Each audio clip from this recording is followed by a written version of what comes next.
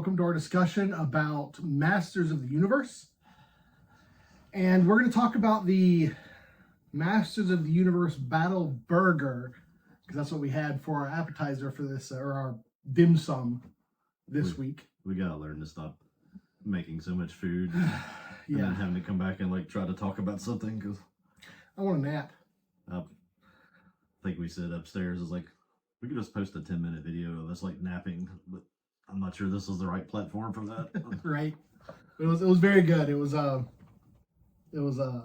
barbecue beef barbecue with bacon. They said, I think the way Denny's described it was crispy pickles, tomato, barbecue sauce. I forget what else they said, but that's it was really good. Some cheese on it. Yeah, it was very good. Picked up the barbecue from the Heritage Market down here in Fincastle, which is always good. Yeah, it was a lot though, but I enjoyed it. Yeah. I think going back to when we were, actually we haven't posted that. We did some bucket episode on 7 where we made talked about gluttony. I think we visited that one today. We definitely did. I got meat sweats. All right.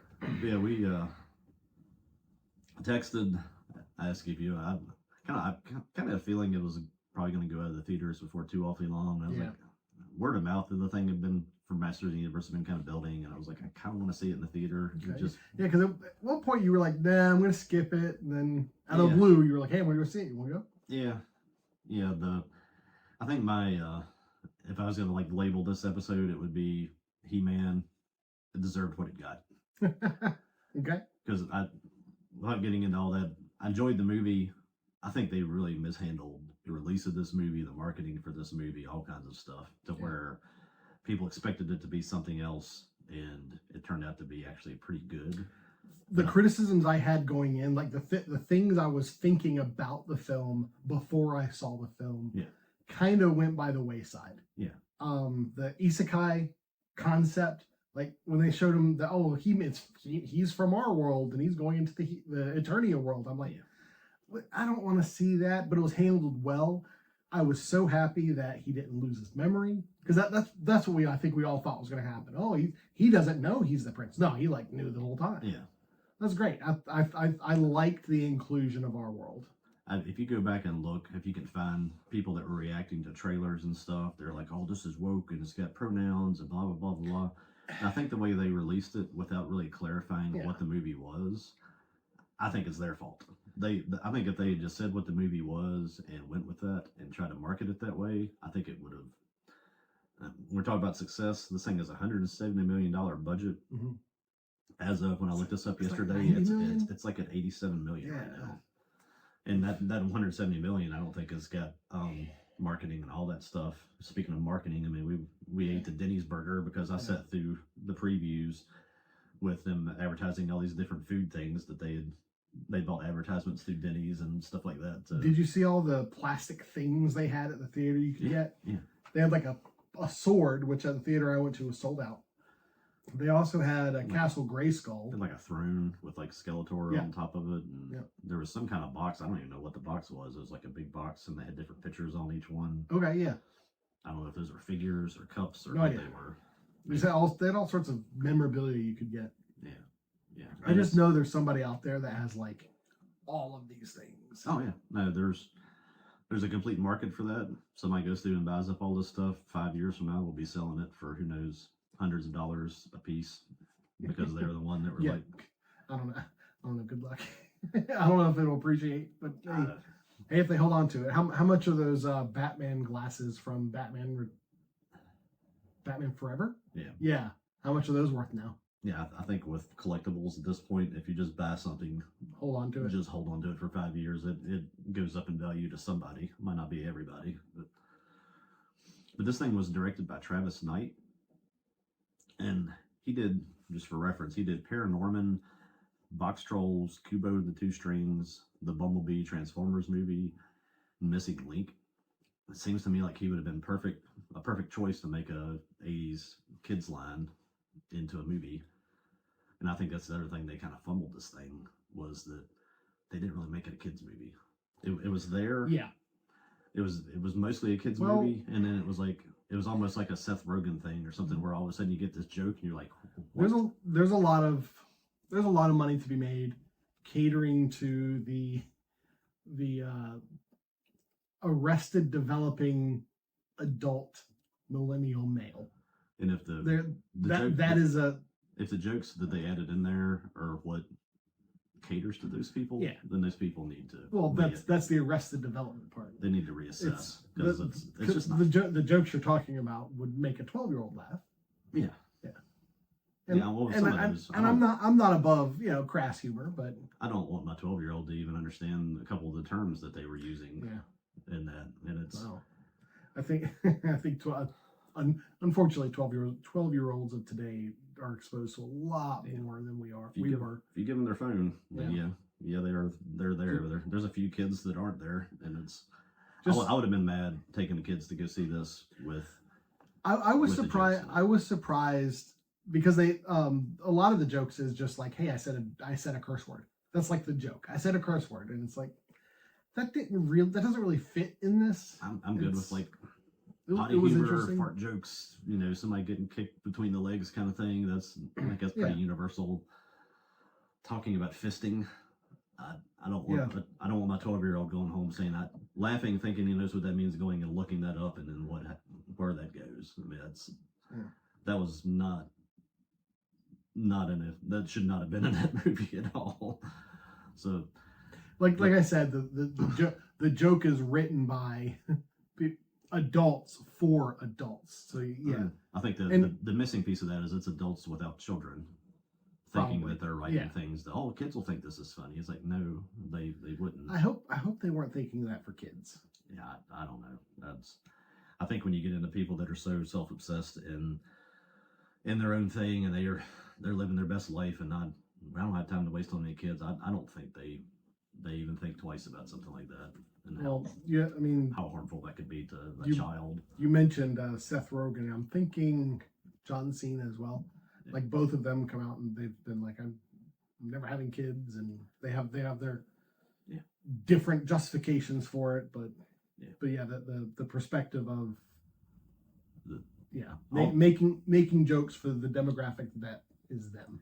All that being said, I'm not trying to trash the movie. I enjoyed the movie.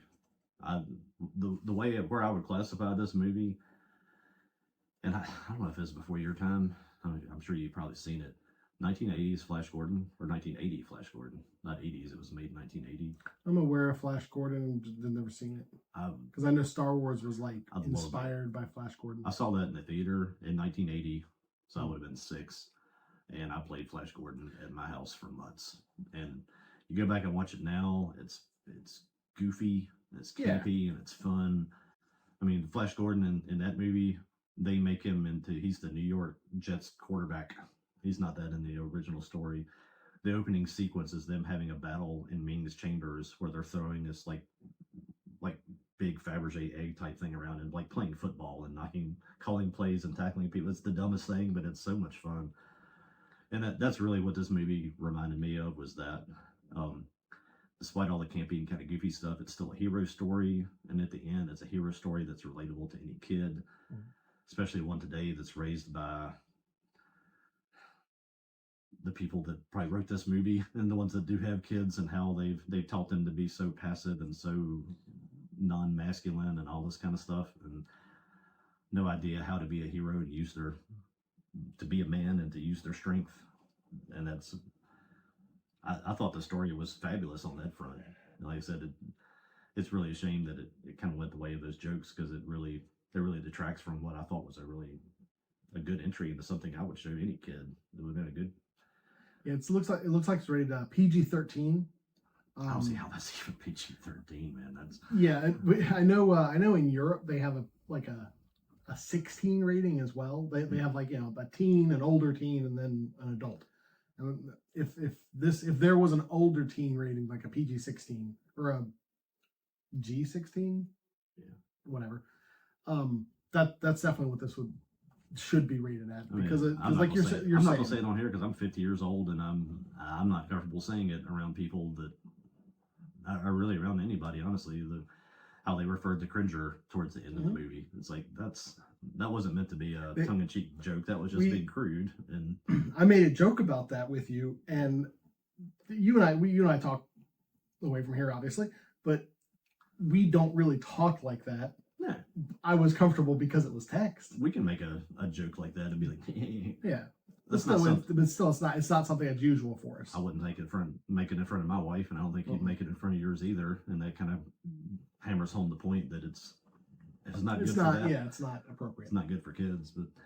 But the storylines and stuff, the themes from the movie, I thought were great. I mean, yeah. My biggest complaint coming in was that they race swapped Man-at-Arms, or Duncan, whichever way you want to call him.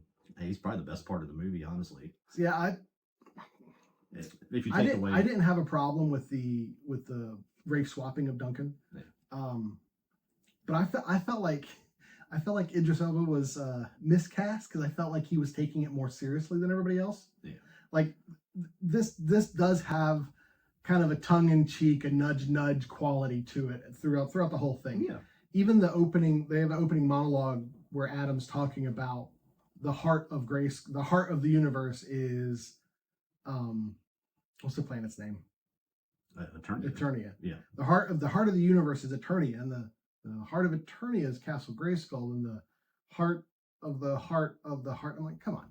There's just that irreverent kind of fourth wall breaking where they know it's silly. We need to watch Flash Gordon sometime. Yeah, that would be a perfect double feature to like watch Flash Gordon and then watch this. Well, there's a difference between camp and self-knowing camp. There is a difference. There's some of that in both movies where it's not on the level in 1980 that you're doing here, because this society has just become so sarcastic and so it's just it's a different level of it. And I could sit down and just nitpick the movie, like I didn't like this, I don't like this. One thing I did want to, the one nitpick I will mention is like when Skeletor's like, I'll show you how a real man does this, or something like that, and Evil Lynn rolls her eyes. I'm like, that's not in character of Evil Lynn. Like the entire movie, Evil Lynn is this doting acolyte of Skeletor. She wants nothing more than Skeletor, who I absolutely love the fact that he's evil. And what's the justification? He's evil. Like Adam even is like, there's got to be a reason why you're evil. And Skeletor's like, no, I'm just evil. Parts of the movie. I'm the villain. There's no stupid Marvel backstory about Skeletor's trauma and he's only bad because white males made him that way. And they even like reference that, and that's a part of the self-referential stuff. Yeah. I mentioned it before. We'll get into it when we start working through the Avatar at some point. Mm-hmm. The episode was the bitter work episode, and that's where Zuko is deciding that he knows he's going to have to fight his sister. Yeah. And he says, he's talking to his Uncle Arrow. He says, I know what you're going to say. She's my sister and I should be trying to get along with her. And he's like, no, she's crazy and she needs to go down. It's like that. Right. There's never been a better line in movies about like what a bad person is and that you don't have to make excuses when somebody is, when you're looking at evil. It's like evil needs to be defeated and defeat it. Stop talking about it and let's do it. And Avatar is that's a different conversation, but they captured that idea in this movie very well. I wanted to get this quote right, and I am one of the people that certain factions on the internet hates because I think Rorschach as a character is an admirable character. I think in Watchmen, I absolutely love this character, and the one scene in the film where graphic novel, whatever, where he's stopping a man who's been molesting children, and the guy's like, "Weren't you going to arrest me?" And Rorschach says, "Men get arrested, dogs get put down." I'm like, yes, the evil exists in the world that has to be dealt with. Yeah. And in this movie, there's some things you can't fix. And in this movie, they do kind of address that idea of evil exists, good exists, and they do clash. And I love how the whole story arc is that Adam is learning that all this stuff that he's been fed in this society in this time is nonsense, and that you can't talk your way out of some things, and some things you just. I mean, Man-at-Arms is like telling him at the very beginning and kind of reinforcing it through the whole thing that like sometimes you just got to knock somebody on their arse, and there's just no other way around that. It's like you can try to like talk to them about their feelings, is like that, and they're gonna hurt you. I really liked the little pep talk he gave him. He was like, a man stands up when he needs to stand up. That's great. Yeah, and the misfires again kind of come in as like he didn't need to be an alcoholic. He didn't need to be dropping GDs like he did. Like both of those things, it was kind of that's kind of a part of where I'm like, I just feel like that character it felt too serious for the rest of the film. You could edit. That was probably their attempt to try to make it not serious. It's like he's throwing up on himself because he's a drunk. I'm like, hey, I don't know. You ever dealt with a drunk? Like, come on. Well, I mean, that's serious.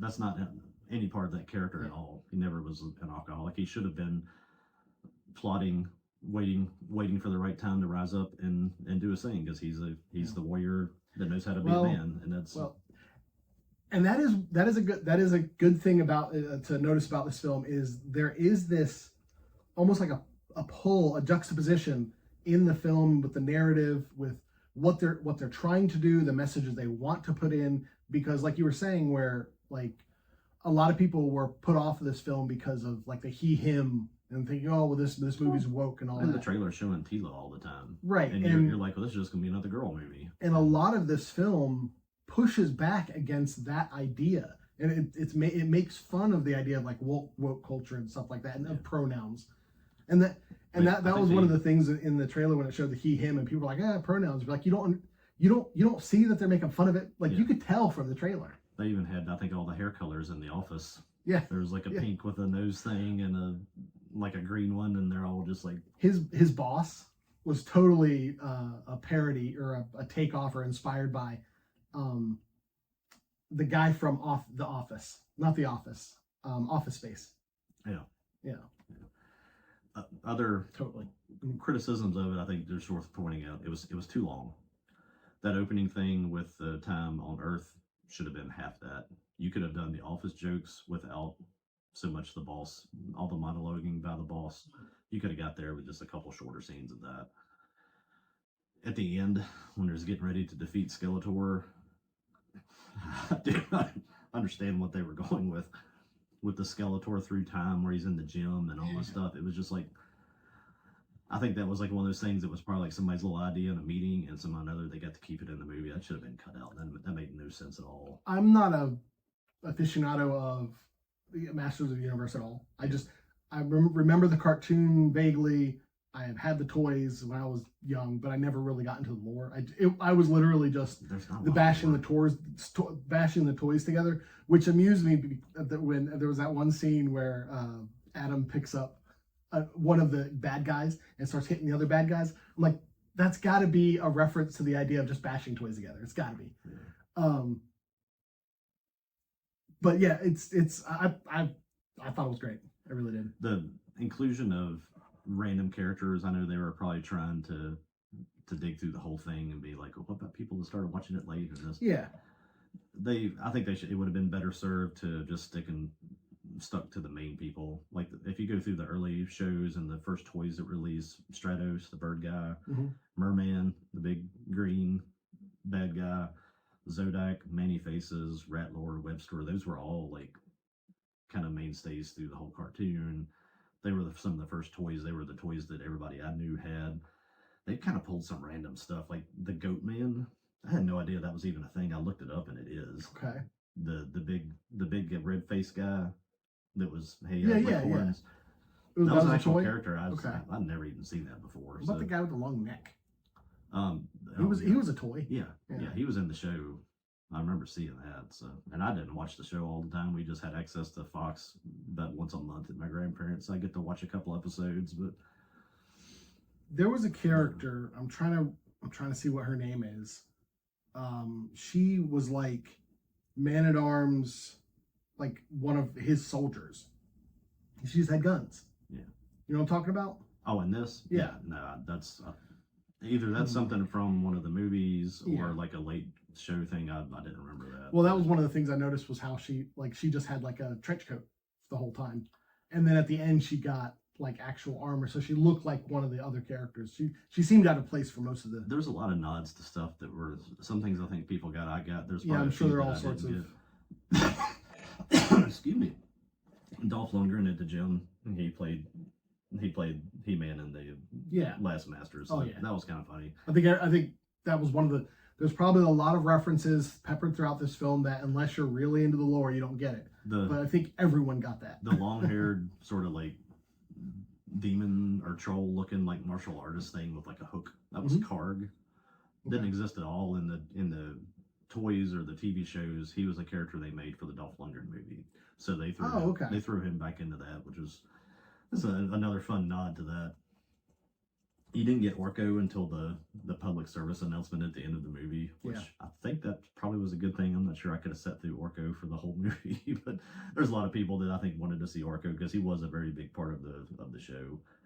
And the same thing with Cringer.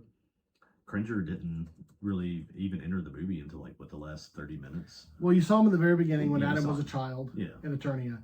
But and then you saw him, they brought him out. They brought him out, but it's like he probably should have, when he came back, should have entered the story then. Because he never really got a Battle Cat until the end. He was riding Battle Cat in the last scene.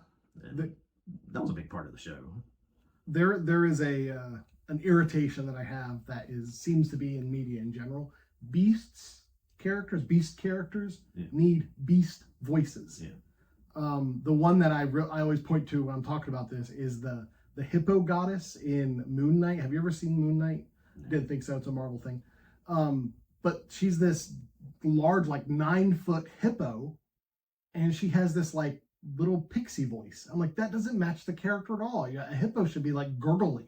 And Cringer kind of had that where it's like, yes, Cringer's still kind of a young cat and all that, but the voice to me didn't sound like that would be coming out of a tiger. Did you ever watch the cartoon? I mean, I did, and I was like 4, so I don't Cringer remember. In the cartoon had like a really like shaky, always scared, ooh, kind of voice. Okay. And then when he became Battle Cat, he was like, all of a sudden like Optimus Prime. Okay, well, that makes sense. It's like the Adam versus He-Man. Yeah. Yeah. Okay. Yeah. That could have been included more. Did Cringer talk after he got the armor? No, you just saw him running. Yeah, no, he didn't. In the movie, he didn't. Yeah, like at the very end when it was like, hey, in the cartoon, he talked all the time, like, let's go get on He-Man.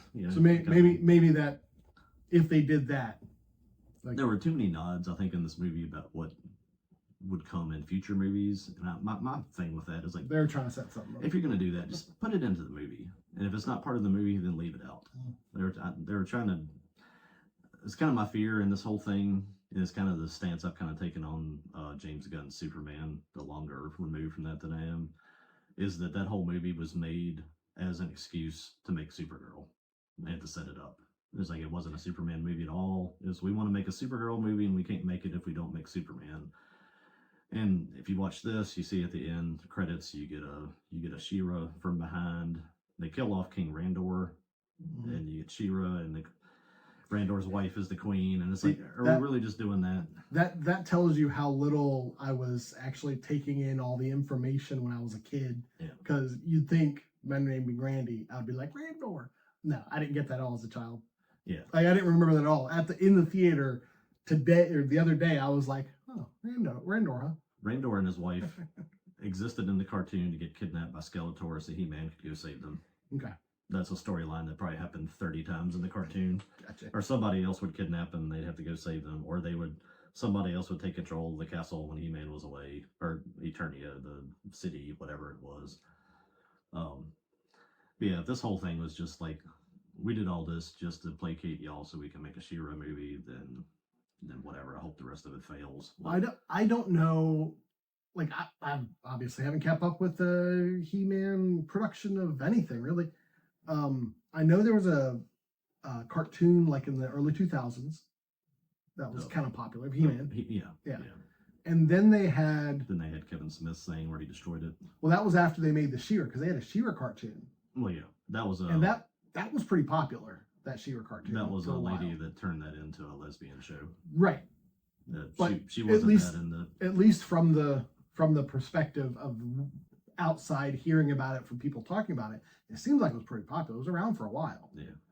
And I mean that she rewrote the whole thing to make her have a female love interest, and it's like the cat girl. There wasn't a love interest in the old She-Ra cartoon or the He-Man cartoon because they were just heroes that did stuff. It wasn't about your sexuality. So, but That and then they had the Kevin Smith cartoons, and I feel like with this film, like you're talking about, where they're taken from all the different properties.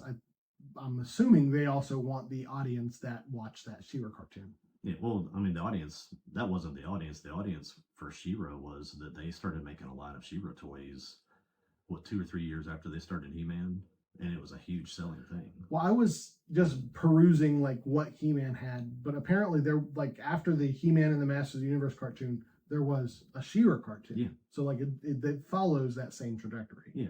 Yeah, I think they sort of threw the She-Ra stuff out to see. It's like, I wonder if girls would be into this. Yeah. And it was like, it's sold like crazy. And then that developed into the whole line of like Hordak and all their bad guys. And then it crossed over into He-Man. So you could actually buy some of the cool bad guys from the She-Ra stuff in the He-Man world. And Hordak was a better bad guy than Skeletor was. And he came out of that world of She-Ra. And they started crossing that over. And it kind of let the He-Man cartoon age a little bit. Yeah.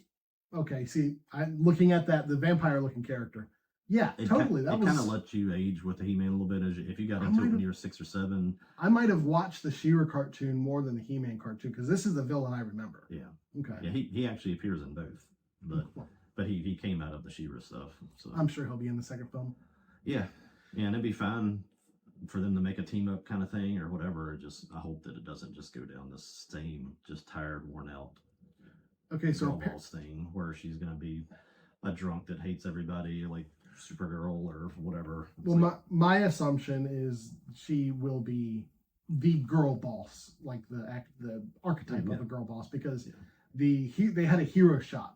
Like unlike Supergirl, who was teased in Superman, she was kind of all over the place and kind of bumbly. Yeah. This She-Ra, this was a hero shot through and through. It was from the back. She was looking across the landscape. She had her sword to her side. She was powerful, ready to go. That's what the cartoon was. Right. And so I think what this is going to be is it's going to be She-Ra's going to come in and she's maybe not going to show up at him, but kind of show at him how it's done. They could just like work together. Yeah. It was an amazing concept. But I looked it up. It's the character's name is Dian. Which character? The character I'm sorry. The character that I didn't know that character from any previous the girl with the Masters of the Universe, the girl with the guns that was like Man-at-Arms lieutenant or something. Yeah. But it apparently she was based off of a character from a vintage newspaper comic strips.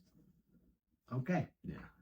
So she was just an obscure character from it. She wasn't made for the film. That's where this missed. It could have kind of stayed truer to the original stuff, the original toy releases, and kind of the original parts of the show. Got to the same point with the storyline without having to mix in all of these other kind of random things that. Well, we've discussed it before, but I think producers in general, and I think this has been a problem for as long as Hollywood has existed. Producers want their credit. They want, this is what I added to the movie. This is what I changed. I've heard authors and people who write scripts and stuff will intentionally put in bad ideas into scripts so that some producer will have a credit because they said, no, take this out. This is bad. Yeah. That could be the whole origin of Skeletor going through Adam's mind, is they were like, let's put this in. Some producer's not going to like it, and no one said no. Like, oh no, we got to keep it in now. Yeah, this really feels like one of those things that was a missed opportunity. It could have been more of a summer blockbuster thing. I think it could have got a better response from kids if you'd marketed it the right way and cleaned it up a little bit. Well, people were very critical of when the trailer came out. They're like, this is like Guardians of the Galaxy. Yeah. I kind of think, considering the crash jokes and stuff like that, I kind of think maybe it could have been a little more Guardians of the Galaxy, because that was really approachable. And yeah, they did have some more adult kind of humor, like that thing where they're in the lineup and Quinn is like cranking his hand and he sticks up his middle finger. Yeah, that's a funny, somewhat if I take my kids to that's that, fine. I'm fine with that. Yeah. The stuff that this crossed into was a little bit it was too much. But yeah, I don't know that it matters at $87 million box when you probably have almost $300 million into it. I don't know that it's coming back. So this is Amazon, as noted by the fact that an Amazon truck literally enters frame and Beastman, right? That's the guy's name, and mashes Beastman. While Adam's on Earth, Amazon has money to burn, man. They've made Rings of Power for a few seasons now, and I don't know anyone who watches that. Not that I know everybody, but obviously, but at least from my perspective, it seems like that it's not something that the Lord of the Rings fan really loved. It's not something that a lot of people are watching. It's not something that people really talk about. Kind of starting to call that crowd like the cultural revenge crowd. It's like they're just making products and things that they somehow or another feel that that's their fight. That's their way of fighting back against whatever they've imagined has happened in the last 10 years. That let's take properties that those other people that I don't like enjoy, and let's just mess them up. And it's just there are people who want to break toys. Yeah, I guess it's when you don't have a god and you don't have a reason to actually do anything, that you're just attaching yourself to any kind of reason that comes along, and apparently destroying people's imaginary TV shows is as good as it's going to get for some people. Not just TV shows. Another property that Amazon has rights over now is Tomb Raider, and they're making a new Tomb Raider game. Yeah. And recently they like revealed it, and they're kind of like He-Man is like trying to win back like old fans. Like Tomb Raider's kind of trying to do that too. Yeah. So I think there are producers in these companies that kind of know the direction things need to go, but it's still similar to the film itself. You have these conflicting ideologies that are clashing. You built character art wise. You built Adam from a product of this world with all of its nonsense into somebody that understands what it's like to be a man again. The way to respond to that would be to come back and make a movie with him just being like a hero. So yeah, but that's not going to happen. We're going to get a She-Ra movie, and he'll probably be a bumbling idiot all through that. And they didn't learn the lesson that Man of Steel and Batman versus Superman should have taught the movie industry. Where if you have a movie where a character is growing and learning who they are, you have to have a film that shows the audience this is who that character is. Yeah. You can't just hand wave it and say, well, we're going to go on to the next story now. His story's done. Yeah. Again, Superman, Supergirl trajectory, I think, is probably unfortunately where this is headed. Probably. But people were throwing this away before it ever happened, and it kind of surprised them. So maybe there's somebody at Amazon that'll pull something out of it. I do think the people who were throwing it away for the reasons they were throwing it away, I think they were misguided. I do think that the criticisms lobbied at Masters of the Universe were unfair, and it was a fun time if you can overlook some stuff, which is like that's almost the tag my comment for most films and media nowadays. It was a fun time if you can overlook some stuff. Whatever happened to the trailer guy, the one man? Oh yeah. Why can't you make trailers like that? Yeah. Born in a world of weak, pink-haired, nose-ringed women, learns to be a warrior. It's like, okay, that would have changed everybody's approach to it. Mm-hmm. We could go on.